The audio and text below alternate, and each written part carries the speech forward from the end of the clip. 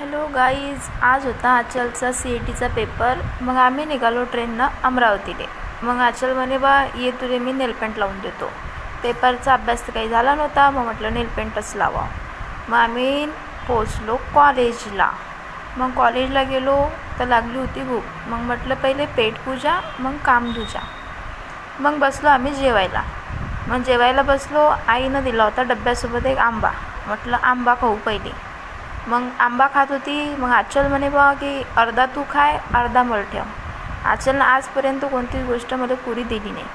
मग अर्धा मी खाल्ला बा, अर्धा आंबा आचलसाठी ठेवला. आचलसाठी आंबा ठेवला. तेवढ्यात आचलला आठवण आलं की अरे फोटो काही काढले नाही आपण. मग म्हणे की बा पहिले फोटोशूट करू जेवण झालं. मग जेवण झालं. मग करणं चालू केलं आम्ही फोटोशूट. मग मीनं काढले बा आचलचे चांगले चांगले फोटो. मग आचल म्हणे आता मी तुझे काढतो. मग आचल तर आचल आहे. आचल आगाऊपणा केल्याशिवाय काही मानत नाही. जिथं जाणार तिथं इम्बॅरेस तर करणारच आहे ते. मग आचलनं तिथं जाऊन केलं मला इम्बॅरेस.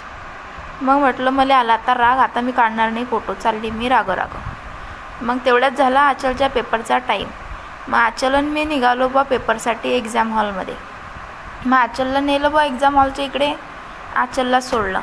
आचलचा अभ्यास तर काही झाला नव्हता, पण तरी म्हटलं ऑल द बेस्ट, चांगला पेपर दे.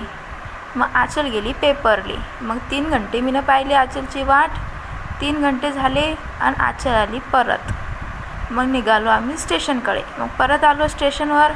मग काय मेमो पॅसेंजरनं आलतो तर भेटली होती जागा, पण आता काही जागा भेटली नाही.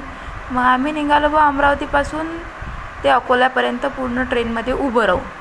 आणि शेवटी आम्ही पोचलो अकोला.